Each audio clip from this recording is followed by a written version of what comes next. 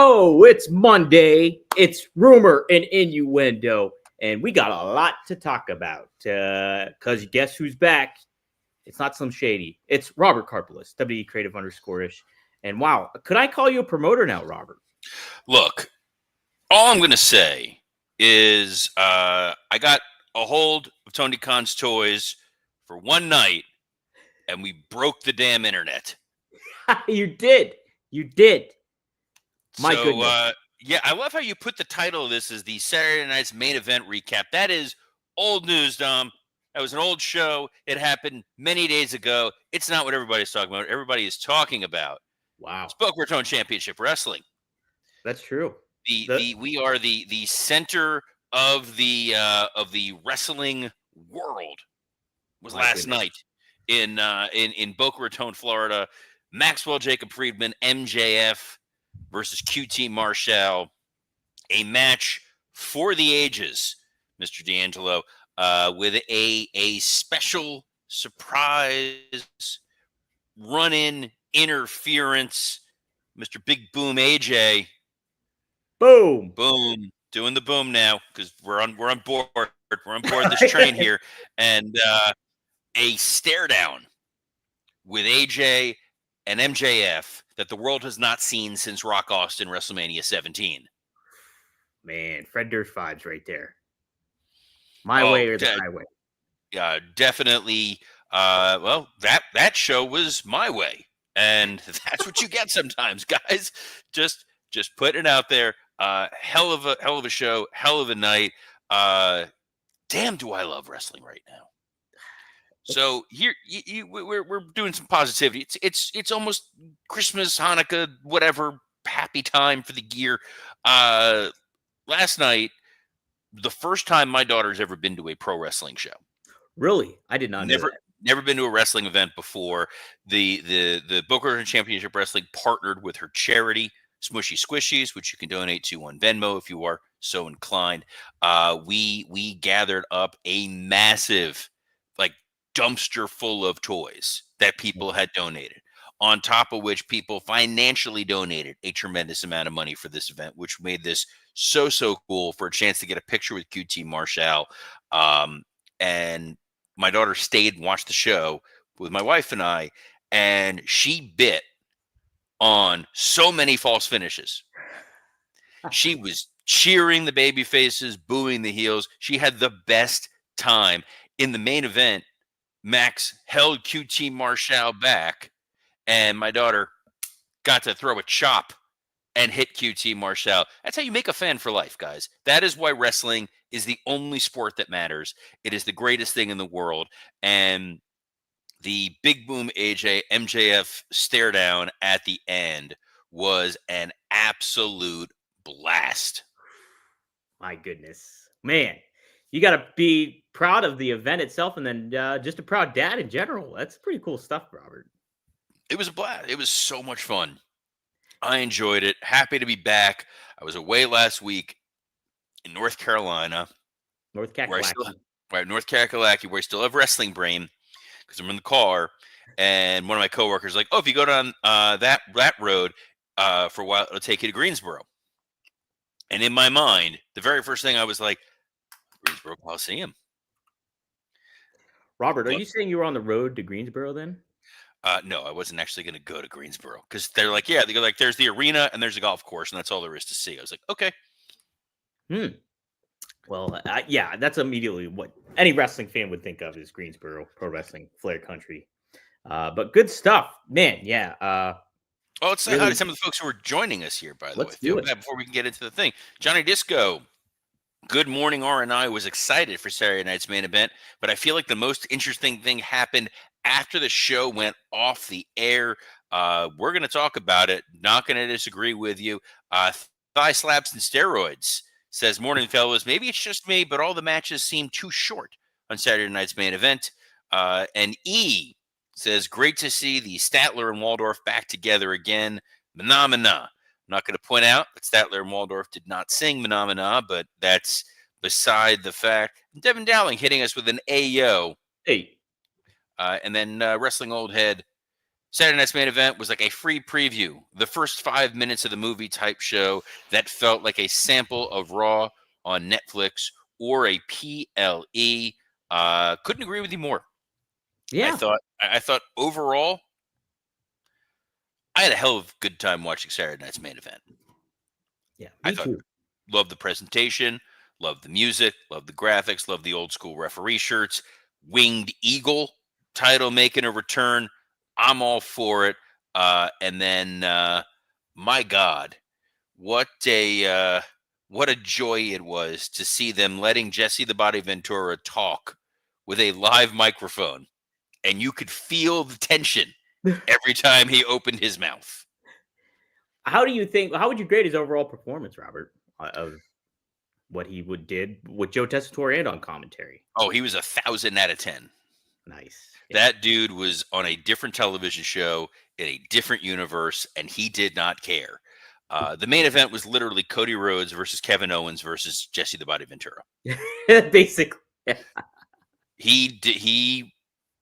It was great because you could tell he did not know most of the WWE storylines. Sure. Yeah. Yeah. He was trying, like he read the Cliff's notes. Mm-hmm. Oh, that Dominic Mysterio sure is knows how to pick 'em. Yeah. Okay, that works. Constantly burying Cody in the main event because he doesn't understand how modern TV wrestling is, where Cody hits a big move, he's pausing, he's catching his breath. You're setting up for the replay. Why aren't you attacking him? Go! I'm like, dude, you love him, love it. Just an absolute pleasure. Dom, get back in the motion here. Let's steer the ship. Sure. So yeah, Saturday Night's Main Event kicked off. It was just the presentation itself, the intro, everything like that really set the nostalgic tone that they're really aiming for. And I think just that setup in itself got you excited for it. And then them leaning into the aspect of Pat McAfee coming back, and then Michael Cole and him saying like, it's Saturday night's main event. It just felt really, really cool. And I appreciated that, Robert, kind of leading everybody into what was to come on the show. So, but yeah, we had, and I loved that they kicked it off with such a great match in Drew McIntyre and Sami Zayn.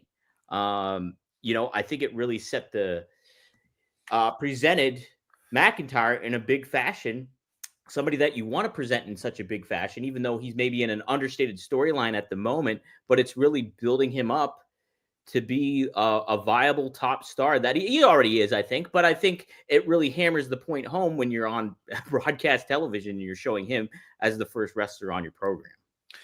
It was a great spot for him to be. It was a great spot for him and Sami Zayn to be. The tradition for Saturday Night's Main Event, when it did air in place of Saturday Night Live, is your main event always went first, which was revolutionary at the time because they're like, we know people go to sleep early. We're gonna start you with Hulk Hogan and Randy Savage, and we're gonna end with like Greg the Hammer Valentine and Coco Beware. Mm-hmm. Here, they didn't need to play by those rules. Started at 8:00. You're there. Audience is tuned in. I think Drew beating Sammy fairly clean the way that he did was a definitive sign that we're getting to Drew and Jey Uso. The story is not Drew and Sammy. And I feel like that's a very strong match that you can do on the first Raw of Netflix. So you think they're pivoting from Sammy pretty quick then? You don't think that's the meat and potatoes of the feud going forward? You think it's Jey Uso? Yeah, I think they want Drew to get from match 1 to match 2 to whatever, and I think the idea is that him and Jey Uso can have a little bit of a fun back and forth. So Sammy was the first stop. That's why Jey Uso got attacked, and then we'll see where this ultimately winds up ending. It's definitely a compelling story that they're telling. I thought the match was really, really well done. It was a good way to reestablish Drew as this dude is here to kick people's heads off. Yes. Yeah. Great present. And I was totally fine with him winning clean like that. Basically clean, where it's just like he slides in and out, boom, hits him with the Claymore. It's fine. You know what? It was clean. He looked impressive. He looked like the dude who's like, all right, what's going to happen with him? Because if Sammy beats him after Drew lost to Punk, that's the end of it. Yeah, it does it devalues it a little bit, I think. Real quick before we carry on, I did want to get your thoughts on what Drew McIntyre had to say on Busted Open. Very compelling stuff he said and walked off. But blurring those lines, Robert, and I talked about it last week, but I want to get your thoughts on that. I did not see what Drew actually Oh, said didn't on you? Busted Open. I saw. So here's the deal. Here's the thing. Here's the whatever. Because this weekend I was doing the BRCW stuff, I did not watch Saturday Night's Main Event until this morning. So I go on total media blackout. I didn't want to see anything. I don't want anything spoiled. I'm like, I want to sit and enjoy my wrestling. So I saw something very briefly about Drew walking out on an interview, but because I was away all last week, I did not get a chance to hear the specifics of it. What led to him bolting? Was it when he found out that the Busted Open Twitter account that used to follow me all the time blocked me for no reason? That I may don't have think been it. that's the case. I think he was talking about Mark Henry asked him about how it feels to be like almost kind of like a representative of the wrestlers in a certain way, where he comes back and kind of creates a identity for himself. But then he pivoted into social media reaction and how the road really breaks him down, how being away from his family really broke him down, and spoke about like how like wrestling family, there is no wrestling family, there's family, and he regrets a lot of the moments that he took away from being with his actual family than being on the road. And it was really, I mean, my gosh, like speaking some truth, but also playing into who he is as a persona on air too. And so he slammed the mic down, said a couple F-bombs, and then walked off. But yeah, at some point, like you can watch it and then we can talk about it, because I think it is something worthwhile to discuss a little bit. But to Robert's point too, he does black out. Like he does not, even our group text, he's gone. So he didn't get to cover it. So I understand you not. I try not to. I don't want something to be spoiled because I at the end of the day am a wrestling fan. I want to be able to enjoy the show that I'm going to watch. So if you guys had a thread talking about, I don't know, one of the movies that's out there that I haven't seen, and it's like, well, I'm going to see the movie. I don't want everything talked about and spoiled in advance. I couldn't think of a movie that's out there that I actually am done. I want to see a real Pain, but I don't think anybody's talking about that. No. They should. It looks great. Jesse Eisenberg, a Holocaust comedy. Oh, really? Well, they go and visit Auschwitz, like to go see where their grandparents were. It's a road comedy. It's him and Kieran Culkin. Looks fantastic. I'm excited to see it. What I was also excited to see, there's no way to pivot from Auschwitz to the next match. So this is where we are, taking this journey. Io Sky, Liv Morgan. Mm-hmm.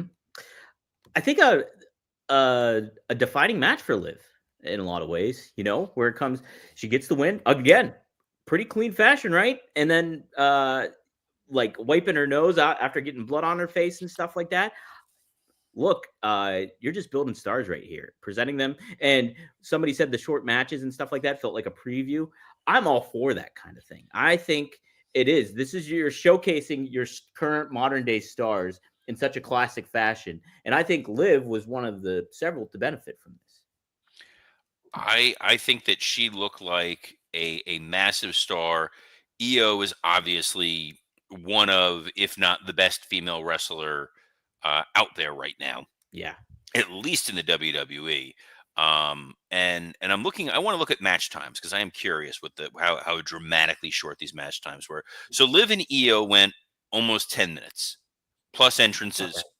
Okay. You're at like 12, 13 minutes in. Yeah. Pretty standard for what you would see on an episode of Monday Night Raw. You only have 2 hours, and it's 2 hours of network TV, which used to mean more than it does now, but it still does have significant weight and heft to it. Mm-hmm. That you're not going way too long. And I was having this conversation with Gangrel, who was at our show, and he's like, "This is what I liked about Saturday Night's Main Event. The matches didn't overstay their welcome. You got great moments, you got stories, and you could digest it and move on." Mm-hmm. Did you and Gangrel really sink your teeth into wrestling talk, Robert? I did not miss being on this show with you for 1 second. I want that on the record now.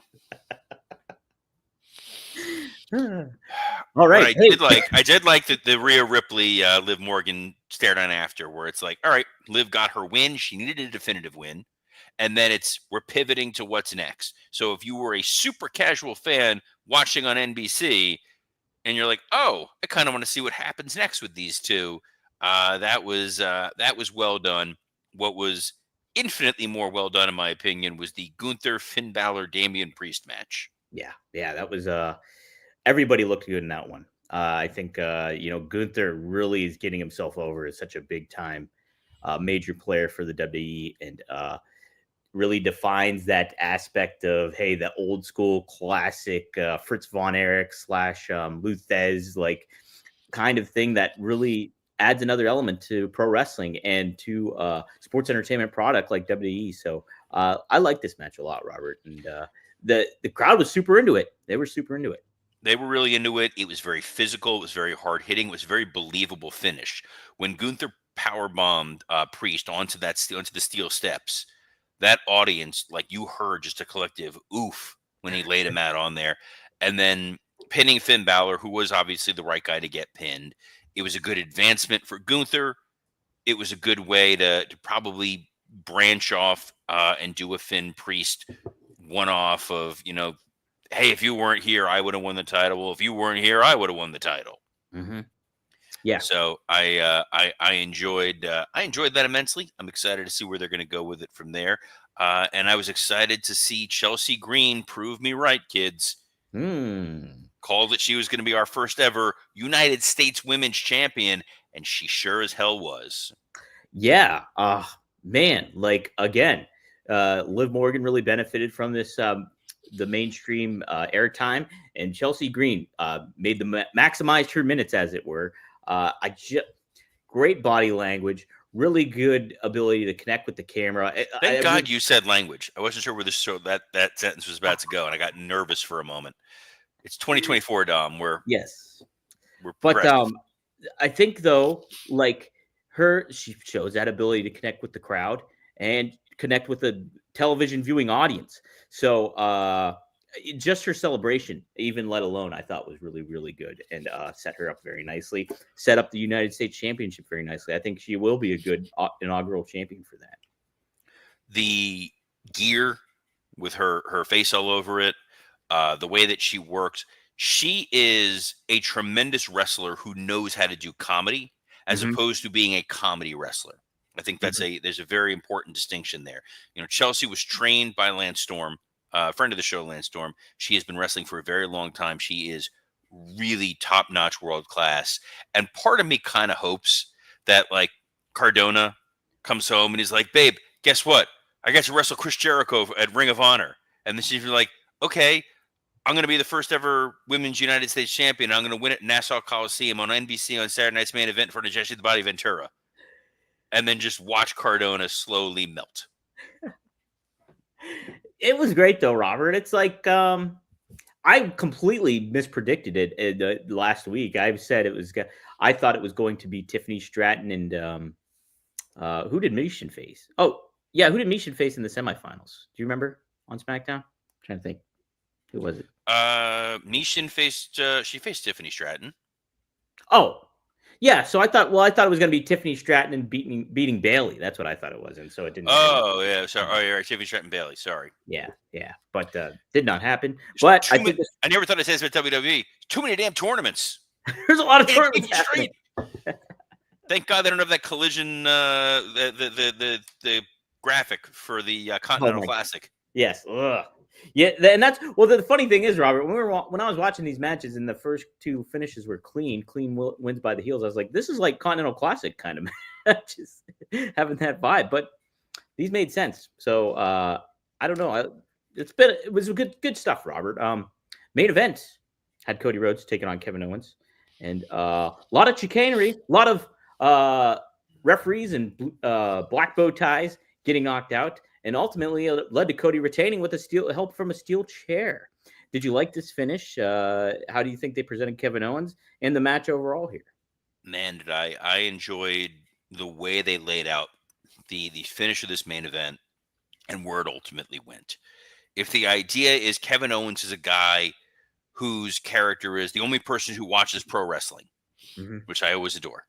And then you saw how this pivoted to he had the visual pin, but the referee was knocked out, and the crowd counted. And so it's like, all right, well, I got the moral victory. Love it. Awesome. Think it's great. Keeping that going, he brings the chair in because I'm a heel. I'm going to go try to win. And then that chair is on the ground, and Cody had it locked in for the Crossroads. Could have won without using it, dropped him onto the chair. So you're like, well, did he need to use the chair? Did he not have confidence in that moment? I think the narrative Cody can tell is I was worried about my ankle. Kevin Owens tacked my ankle. I'm standing there. I feel the way my ankle is teetering. I remember what Chad Gable did to me a week and change ago on SmackDown. I can't miss this opportunity to beat Kevin, because if Kevin wins the Universal title, evil will rain down, and sulfur and fire and hellfire and brimstone and all that other nonsense. So he can try to justify it. And then it's also Kevin being like, see, I told you that guy was a piece of crap.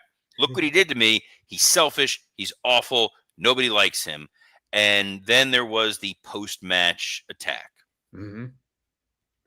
Yeah, give me your thoughts on that. I think it furthered things, obviously, but wanted to see how you thought about it, and not being on the air either.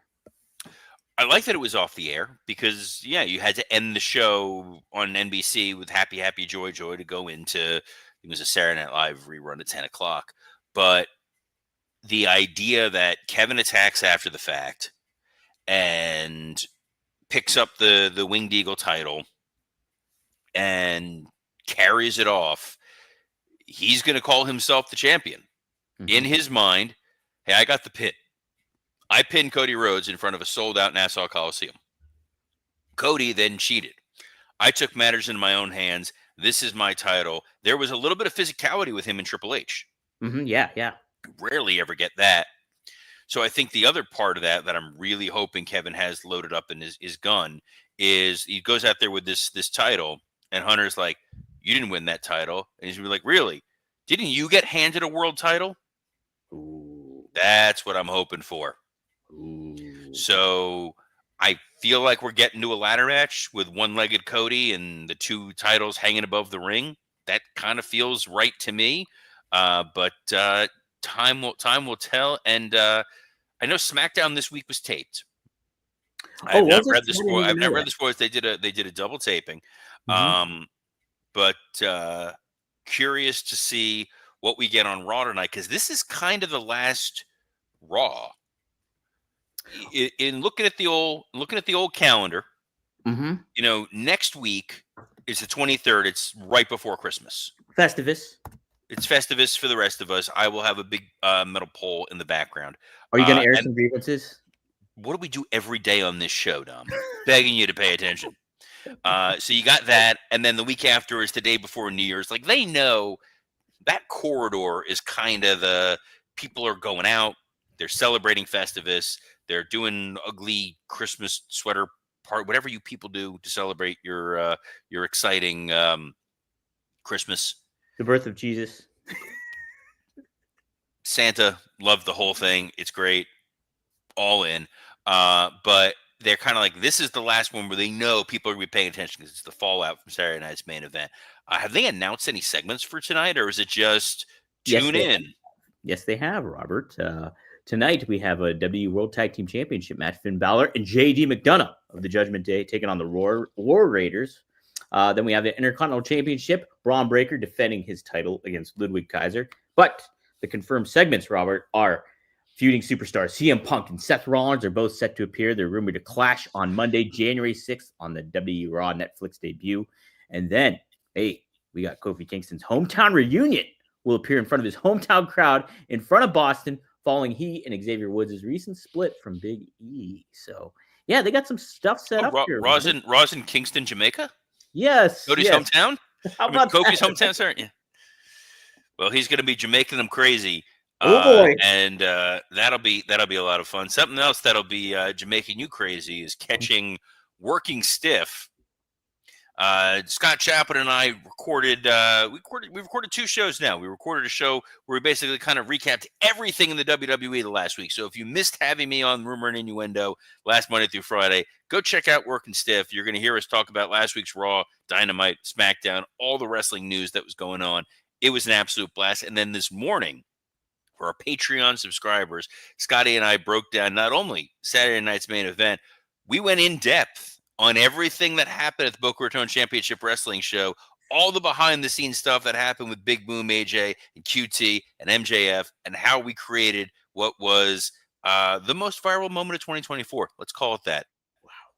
Wow. I like yes. That, yes. And Dom, you posted it already, right? Oh, yeah, it's up. I don't believe you, but what I do, God damn it, Tom, what I do believe is that you host a number of other exciting shows. By the way, thanks to Kevin Kellum for filling in last week. I saw that on the Facebook gimmick. Yes, he did a grand old job. We appreciate that. But Kevin's not one of your co-hosts on a regular basis. You only partner with me and former illustrious champions. That's correct. Mr. Rob Van Dam. Me and him recorded on Friday night. We went and talked for 2.5 hours. We covered that Drew McIntyre promo he had on Busted Open Radio. Rob gave his thoughts on that.